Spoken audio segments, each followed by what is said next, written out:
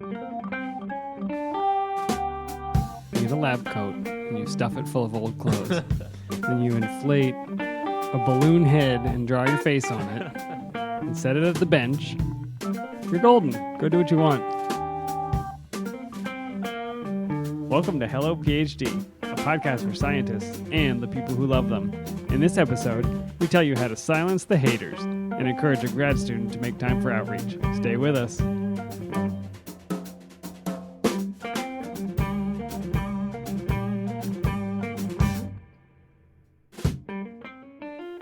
And we're back. This is Hello PhD, episode 6, and I'm Joshua Hall. I'm Daniel Arneman. And we will explore the human side of science culture and life in the lab. Dan, what is new in your world? I finally was vindicated by science. What? Personally vindicated. I'm afraid. You should be afraid. Some people may have described me as sarcastic at certain points in my life. I like how you sarcastically laid that out. I don't think it's true. I don't really know the meaning of the word sarcasm, but occasionally I may make some comment that could be construed that way. I would never refer to you in that way. Exactly. So tell me more. Tell me more. So a paper that just came out in the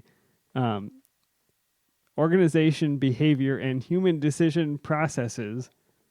I love that. Journal. I have that one on my nightstand. Yeah, you've got that on you got the RSS feed coming in all the time. And very appropriately to all these things we're saying, they discovered or did some research that showed that in the work environment, when people either make sarcastic comments or they hear sarcastic comments, it actually boosts their creativity. In the work environment. Well, I assume it works also in the podcast environment and several other places, like at the bar or wherever I happen to be. So you're saying this is scientific evidence that we should be more sarcastic at work. Yeah, let me explain a little bit of how they did this. So they have some tests of creativity. One of them is the remote association task, where they give you 3 words, and your job is to come up with the thing that links them. So an example would be, if they say envy, golf, and beans, the word that ties those 3 together is green. Green with envy, golf green, green beans. I thought that was the puzzle for this week. No, that should have been the puzzle for this week. So they would give several of these to somebody, and the number that they can get correct, the association they can find between these, would tell them kind of a measure of creativity. Before they gave this test to people, they had them fill out a cartoon, and either they put in a sincere comment in the cartoon or a sarcastic comment, or they read a sincere comment or a sarcastic comment. So you got 4 groups. I was just thinking, I'm sorry, if I've ever seen a sincere cartoon. Yeah, that's a fair point. I was going through my memory and trying to recall a sincere cartoon. Yeah, I don't know if that exists. That could be one flaw in the study. But what they found was people who read these sarcastic comments or created them actually had higher performance on these creativity tasks. And they did several types of creativity tasks. They also had higher levels of senses of conflict. So it kind of comes 2 in 1. But the idea is that if I say to you, hey, Josh, you're doing a great job on that podcast, really love it, your brain has to do the gymnastics to leap from the thing I said. Am I really doing a great job? Or? Exactly. And that actually opens your mind to be more creative. The level of conflict goes down the better you know the person. So I assume you're feeling very comfortable with all my sarcasm. Yeah, I'm feeling really great. This just got so meta. That is fascinating. So we'll post a link to the article. Yeah. Only the most important science here. Yeah, exactly. Or whatever makes Dan feel better about himself. Exactly. And I do feel better. So I have a sincere question for you, Dan. What is our ethanol this week? Yes. What are we drinking this week? This is the Pinner Throwback IPA. And this comes from the same brewery that makes the Dale's Pale Ale that I love so much. Oscar Blues. Yeah. So when we drank Dale's, I suggested perhaps that... Sorry, I'm breaking into my Pinner. I suggested perhaps that this was a kind of hipster initiation to drink Dale's. I think Pinner might be the graduation. The IBUs, they burn. He's over there curling his mustache and... What is this? Actually, I was jesting. What is the IBU of this one, Dan? It's not written on here. I have no idea. This one, not too bad. This is good. We need I to like find out. this. It's got a little bit of a pine flavor to me. I really, as far as hops go, I like when you get a really floral bouquet of hops. You prefer the flower to the soapy I kind of... do. The bitter, I don't mind a little bit of bitter. I like strong coffee. I like hoppy beer, but I feel like sometimes people go overboard just for the sake of making it bitter. This is great. Are you getting the piney juniper flavor out of this one? I am like munching on some pine needles, but in a good way. Yeah, delicious. So, I think what we're going to do this week is we've been getting some listener questions, which is super exciting. And so we're just going to jump right in and answer a couple questions. Sounds good. The first one comes from Susie, and she is a second-year grad student. Is that right? Yeah, second-year grad student in microbiology, which is close to my heart. That is my background. I guess that's all right for some people. Seriously, with the sarcasm. Was that sarcasm? I don't know. Is this going to be the theme for the whole episode, or are we going to be done? It's the theme of my life. That's a good point. Susie asks, it seems like everyone, especially in a lab setting, has an opinion about how I should spend my time and resources. It shouldn't bother me so much, but even after a great and busy day, an offhand comment about how I should be doing more, better, faster can make me feel kind of useless. How have you each learned to rise above the questioning and perceive condescension from people you work with, or even friends and family? Wow. Ouch. Who has been there? Raise your hand. Yeah, this raises my mama tiger instinct. I just want to go get the person that's saying these things to Susie. Yeah, this takes you back. I think we've all been there where you feel like you're working hard, you're doing your best, but you feel that feeling that it's never enough, right? And she mentions friends and family. Like, you need, when you're in grad school, you need as much positivity and support as you can get from the people outside of lab, because you're going to have plenty of challenge and struggle inside of lab. Yeah, and I think that is why it is so important to have a good network, a good community of people who understand what you're going through as a graduate student, because I know it would be so frustrating. I think a lot of us who have gone through graduate school have experienced this. You go home to the family reunion, you're a fifth-year graduate student, and people the ask, dreaded question. how are your classes? Okay, that didn't exist for the last 3 years. Go ahead. Oh, you're still in school. Yeah, the worst is, so when will you graduate? And the answer is always, about a year. And then it doesn't matter if you're seventh year or most rational fifth year. people are like, who would enter a program where you don't know when you're done? Yeah, but Susie's asking something even more nuanced. She's saying, yes, I'm doing what I perceive to be good work. It's my life. I'm making my choices.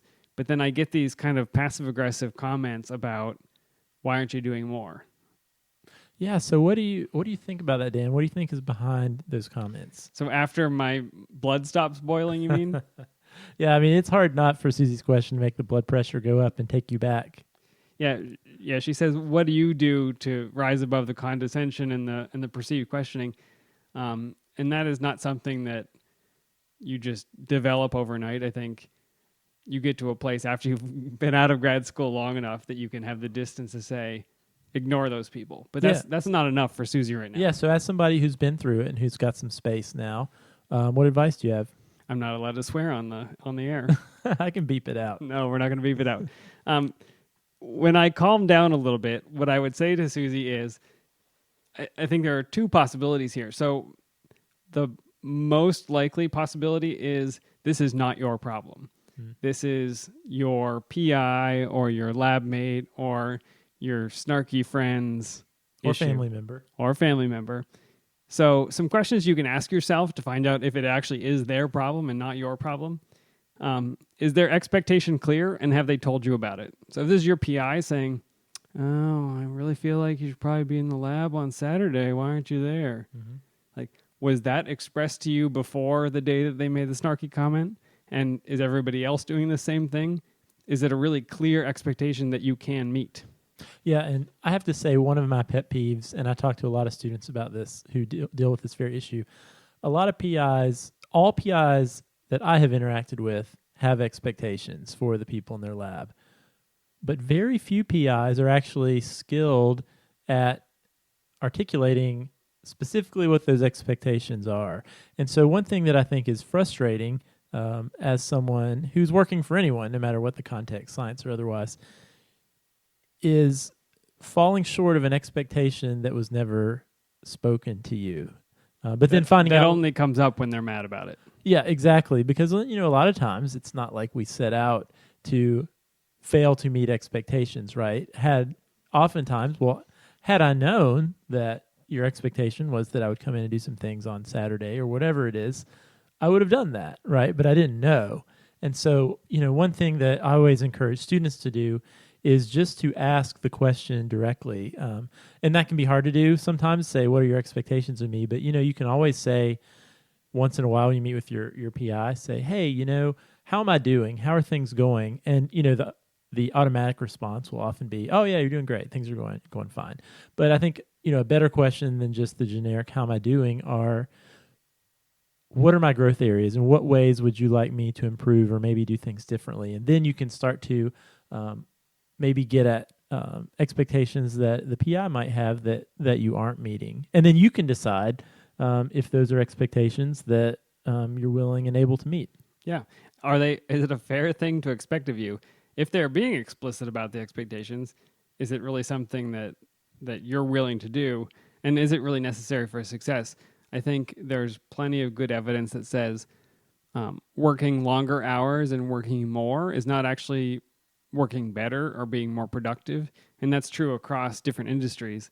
But take that into account. Are they asking you to do something that actually is not going to be helpful? I want more hours in the lab, but really the people that are spending a lot of hours are surfing the web and kind of wasting time.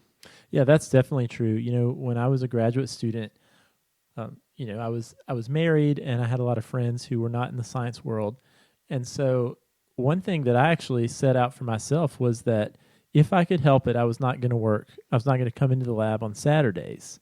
And I was a microbiologist, as I mentioned, and so almost every Sunday evening I had to come in and start my culture so I could do experiments on Monday. But it was important to me to have that time to focus on other interests that I had and focus on my wife and my friends on Saturday. That made me more productive. And, as a graduate student, I graduated in a reasonable amount of time. I had first author publications. I met all the metrics. But certainly there were people who worked more hours than me. But there were things I like to do besides be in the lab. And so, I tried to work when I was there and not just be in the lab for the sake of being in the lab. Because I think that's one thing you encounter all the time in that culture of needing to work more and needing to work all the time is sometimes people would just be in the lab because they felt like they needed to be seen there. It's the appearance of productivity rather than the effect of productivity. Yeah, absolutely. I mean, one thing that I actually missed the least once I left the research world was that sort of guilty, that sort of feeling of guilt, especially about like working in the lab on holidays. I would think about university holidays like Martin Luther King Day or Labor Day. Oh, you better be working. Yeah, I mean, I wouldn't even think twice about coming into lab on those days because you would certainly feel the weight of guilt if you didn't show up on that day.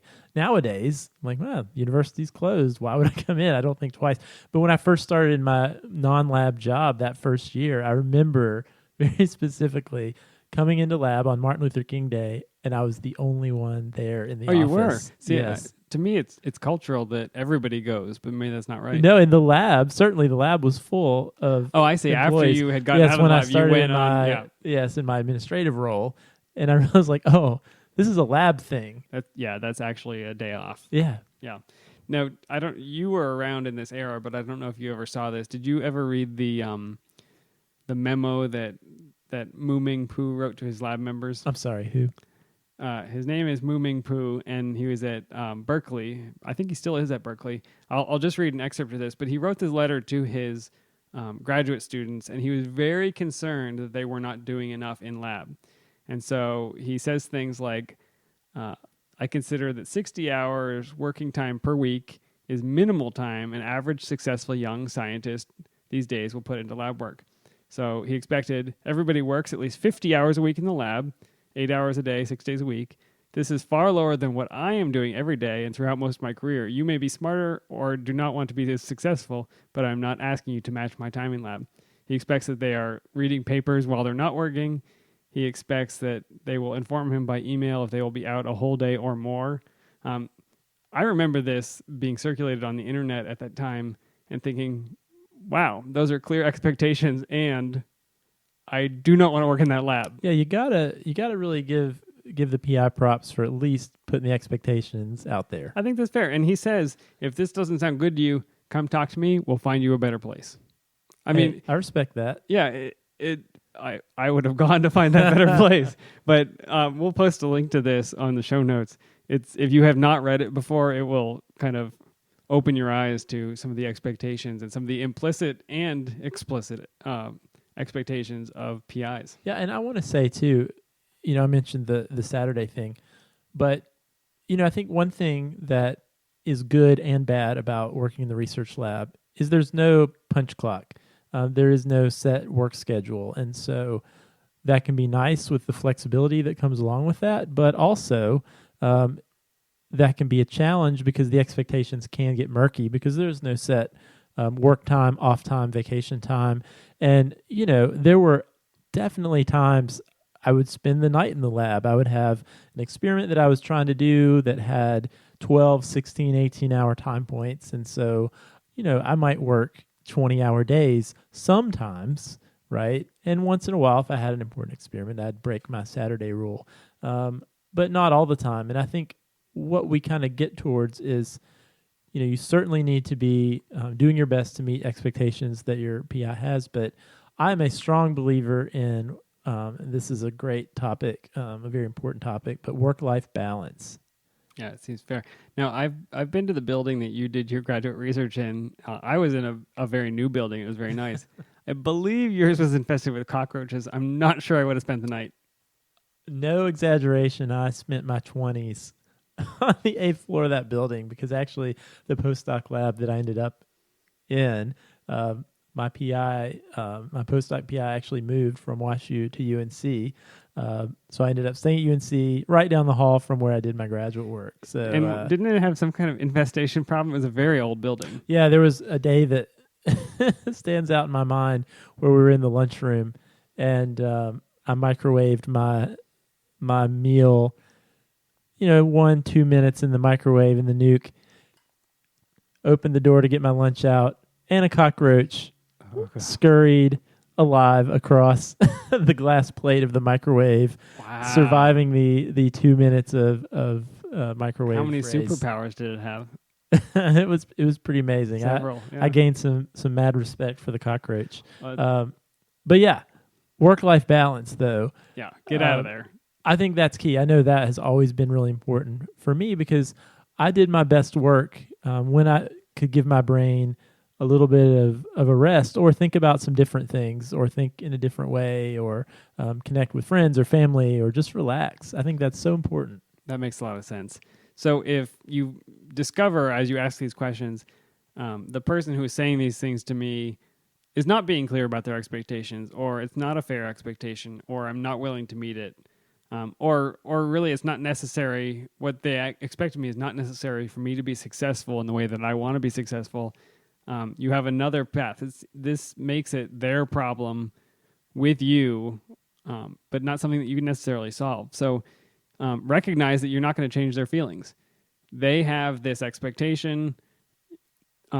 You don't intend to meet it, or you can't, and you can't make it better. The reality is you should get off the treadmill of trying. You should get off the treadmill of feeling bad about it and trying to meet this expectation that's not realistic. You can do some nice things for them. You can have a conversation about making their goals and their expectations explicit. So find out how much is enough. If they make this kind of offhand comment that brings you down for the day, say, I felt like I did really good work today, but tell me what you expect for the hours, or tell me how many experiments I need to get done this week. If they can't answer that, and maybe just by you asking, you're shining a light on their kind of unreasonable expectation, they might back down. Yeah, I think this is all fantastic advice. One question I would add, though, Dan, is maybe ask yourself, the person who is casting you some shade, I would ask myself, does this person's opinion matter to my success. Sure. And I think that could differ. I mean, to me, it makes a huge difference. Is it my PI that's making this comment, or is it a fellow grad student in my lab? Because I think you know as well as I that sometimes some of the people who are most critical to us are not the people above us, but our peers. No, I think that's fair. And maybe they have their own insecurity or their own fear about they're not doing enough. When they see you in lab fewer hours, they think, wow, they must be doing a terrible job. And they want to make themselves feel better by putting you down. Yeah, and that is why, and I don't want to minimize that, because that's certainly a postdoc or a fellow grad student in the lab who who makes an offhand comment or makes you feel that you're not doing enough or you should be doing more. That can have a certain can certainly have an impact on you. But I think again that underscores the importance of getting honest and timely feedback from your PI. And if you're having a constant dialogue with your PI about his or her own expectations and whether or not you're meeting them, if you know what your PI's expectations are and you know that you're meeting or even exceeding them, then that should really give you a lot of personal ammunition built up, or at least help you to fend off a peer who might be trying to make you feel like you're not doing enough. Yeah, and even if it is your PI dogging you, recognize that it could be because they're under a lot of stress. Mm-hmm. They're working long hours. They're not omniscient. They don't know how much work you're doing. And so they may make a comment without really fully understanding. Maybe cut them some slack and just let that wash off. Yeah, I think sometimes issues like this can be just a communication problem. Usually, right? Yeah, where a PI maybe doesn't realize the things you've been done. So I think it's really important to make sure you have regular communication with your PI about the things that you are doing, and including, the experiments that maybe you've set up, you've done that haven't worked, and maybe you've been waiting to show some positive results to your PI, but everybody understands that it can take a while for those things to come. That's right. And the other side of this, and I've experienced this, is the criticism comes, and sometimes it does hit a little bit close to home. So if you are feeling kind of beaten up or worn out, or you've lost your focus, or you're really tired, and someone makes that comment, you may react to it kind of defensively, but deep down, I've hit this wall, and maybe I'm not, getting my experiments done, and maybe I'm not in the lab enough. I think that's the time to address why you're feeling those things. So in my case, maybe I've got the wrong projects I'm working on. I'm just not interested in them. And by admitting that to myself, I can find something new to do. Or maybe I don't want to be in lab so much because I have this conflict with the lab manager, and we just don't get along, and it's a really toxic place for me. Sometimes this criticism can actually be illuminating, so don't lose sight of that if that is the reality for you. Yeah, I think that's great advice. And at the end of the day, if you feel like you're doing a great job and somebody is giving you flack, I'll record some beeps that you can say to them later. Them. You're gonna have to beep that out. All right, so Susie, best of luck to you. We feel your pain. Good communication with your PI, and believe in yourself. Exactly. So we actually have another question that has come in. Let me go ahead and read it.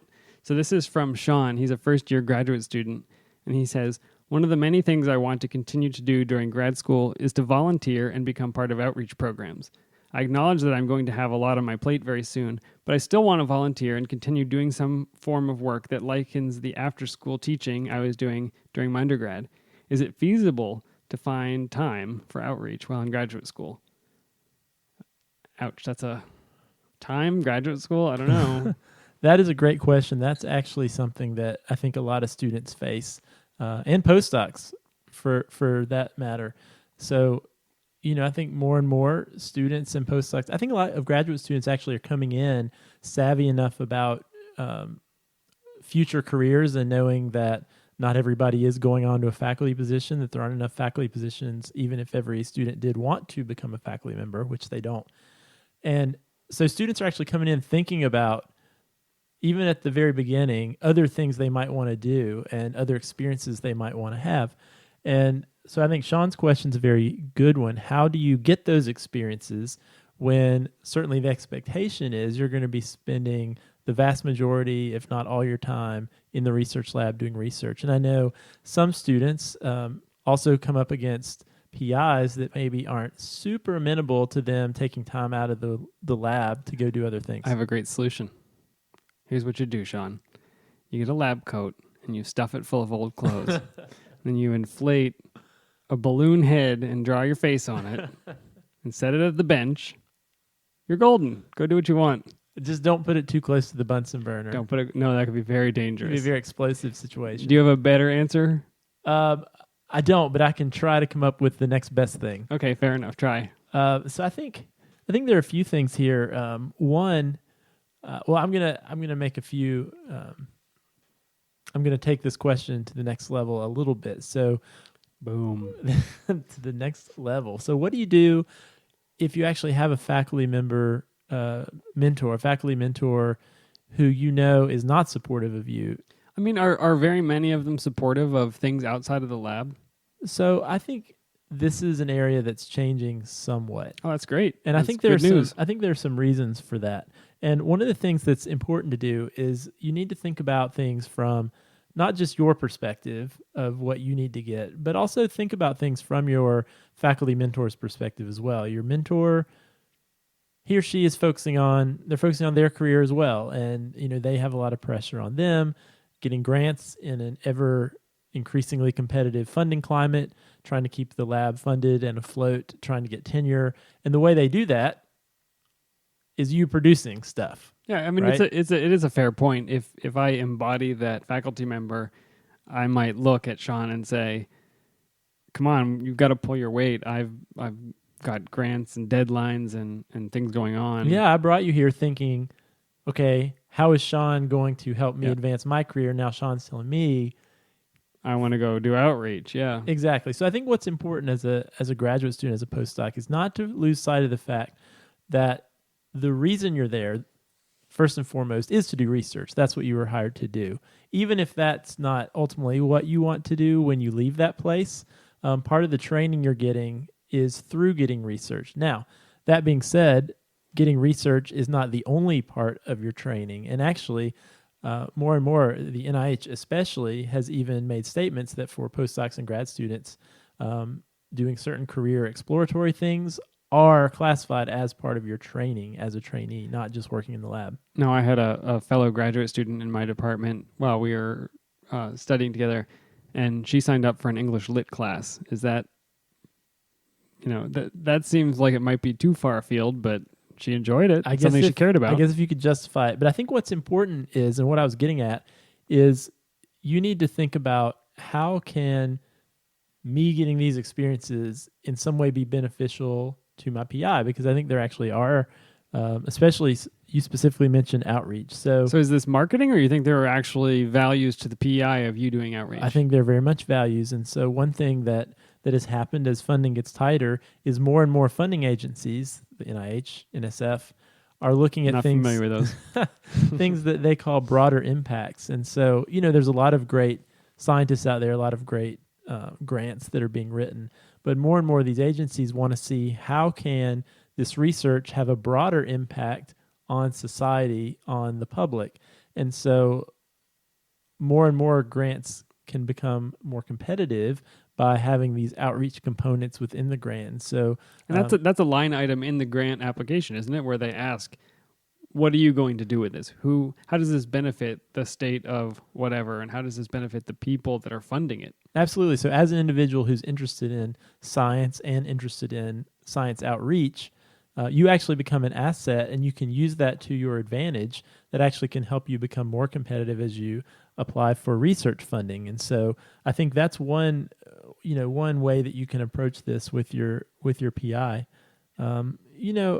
I think another thing you can say is, I think in a lot of cases, if you think about your own productivity, I always found that I was more productive when I was also pursuing other things that I was very, very interested in. And especially, So outreach is very much a passion of mine as well. And so sometimes I found if I was in the lab for long enough, I would start to lose sight of the big picture, and I would sort of have my head in the sand.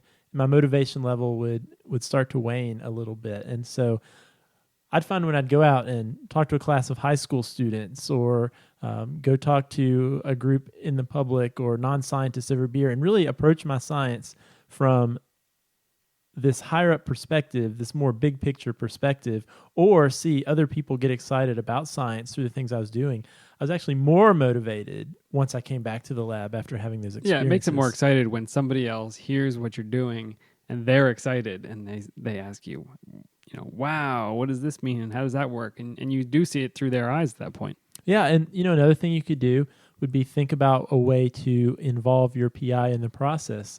I actually have a specific example that I can think of. I was running an outreach program where we were bringing high school students into labs, and so I was approaching it through contacting graduate students and postdocs who were interested in hosting these students, these high school students. And there was a PI who was resistant at first, but the grad student talked the PI into it. And what happened was, after the student was there, the student actually met the high school student, talked to the PI. The PI saw the enthusiasm of the student, and then I actually passed along, after the fact, a reflection and thank you note the high school student had written about what a big deal that was to the student. And then suddenly now the faculty member is a huge supporter and wanting to do this again in the future. So maybe there's a way you can involve I think your that's mentor great in the process. We talk to college professors every day and you think nothing of it, but if you're in a high school, I mean, it's like doctors and firemen and college professors are superstars, really. Oh, absolutely. Absolutely. And, this is sort of my own personal rant now, but if we think about most of scientific research, the vast majority is publicly funded. And so you could argue that it's our duty as scientists to share the research findings and the knowledge that we're gaining with public dollars with the taxpayers themselves. That's my money, and I command you to go out and help people with it. Well, not to mention, I think we've all experienced in the science world growing levels of skepticism about science and scientists. So I also see it as being an important bridge building opportunity to have scientists really not just hold up in the lab where people have these viewpoints of scientists as these these Einstein awkward characters, but really we need to be out there in the public talking about science in an understandable way to really educate people and show them that we're just real people who are interested in making a difference like anybody else. That way our politicians can't get a soundbite talking about how people actually do research on fruit flies. And the audience listens and says, yeah, that sounds so silly. Who does research on fruit flies? Yeah, and we have failed if that's what people think. So we need to be out there engaging with the public. And so, but what I want to say is, at the end of the day, Sean, again, I feel like I say this all the time, it's your life and it's up to you. I think for your training, anytime you're a student of any kind, you have to care the most about your own training. I think it's great that you already have a little bit of an idea of the things you like to do. You like to do outreach. You've been doing outreach in the past. You want to do it in the future. It's important that you find ways to do that. And I think at the end of the day, if you have a situation where roadblocks just keep putting up, you're not able to do it, it's just going to be up to you to find the opportunities to do it, do the work you need to do, but still get out there and do the outreach. And your advice is, don't do it on the sly. Try to loop the faculty mentor in so that it's not a big surprise that you've been doing this secretly for the last 8 months. I think that's your first. I think you should pursue that Better option. to beg forgiveness than ask permission. There you go. But I think at the end of the day, if a hard line is drawn, don't forget that you have the right to do that as part of your training. But one thing I do want to say is, don't lose sight of the fact that the primary reason you're in the lab, though, is to be a productive member of the research team and to actually be producing. And so it's very understandable if you're not doing the things that you need to do in the research lab, but then you're out doing lots of other things. That is going to be frustrating to a mentor who is probably paying you primarily to do research. And if all else fails, you can try my idea of stuffing a lab coat Just watch Ferris Bueller's Day Off. It'll be very clear what you need to do. There's always that. Should we do the word of the week, the etymology? Yeah, what do you have for us this week, Dan? Last week's word origin puzzle was, this book, published by the Royal Society, must have contained very small handwriting. Microtome. Oh, that's pretty good. You got the first part at least. Oh. The correct answer was micrographia, and it was actually written by Robert Hooke, the namer of the cell. So here's how this worked in the puzzle. Micrographia is micro, meaning small, and graphia from the Greek graphos, meaning writing. So the clue small handwriting was meant to confirm that you had the right answer with micrographia. There you have it. Cool. Is that exciting? The full name of the book was Micrographia, or, he had a colon there, or some physiological descriptions of minute bodies made by magnifying glasses and with observations and inquiries thereupon. Which I think is a really catchy title. I see why you went with option A. Yeah, it seems like a really great idea. And it was very influential in the scientific world because it was the first time people had ever seen magnified views of things like fleas and lice and plant cells. We'll actually post a link to the Gutenberg project version so you can check it out, download it onto your iPad. I think it'll be a nice antique book on a very modern device. You'll love it. Very cool. I will look forward to spending some time looking at that this week. Okay, so this week's puzzle, for those of you who are ready to play, is this bow-shaped protozoan parasite was originally discovered in African rodents known as gundis, not in cats. I'll read it one more time. This bow-shaped protozoan parasite was originally discovered in African rodents known as gundis, not in cats. So remember, we're looking for a scientific word described by the clue. Once you get it, you'll find that the literal meaning of the science word is hidden in a phrase in the clue itself. So if you think you know the answer, email it to puzzle@hellophd.com. We'll randomly select a winner from all the correct responses and send the lucky puzzler an iTunes gift card. Exciting. Looking forward to hearing from you guys, all the responses. And I think that's it for the day. That is it. Well, thank you for listening to Hello PhD. We would love to hear from you. If you've got comments or questions, things you're dealing with in the lab, we would love to talk about it on the show. Send us an email, podcast@hellophd.com. Tweet at us at hellophd. Get to us on the Facebook page or our email address, and we would love to hear your thoughts. Look for us on iTunes. You can subscribe to the podcast, or if you like the show, we would love for you to leave us a review. We love to get those. Thanks, and we will see you next week. See you next week.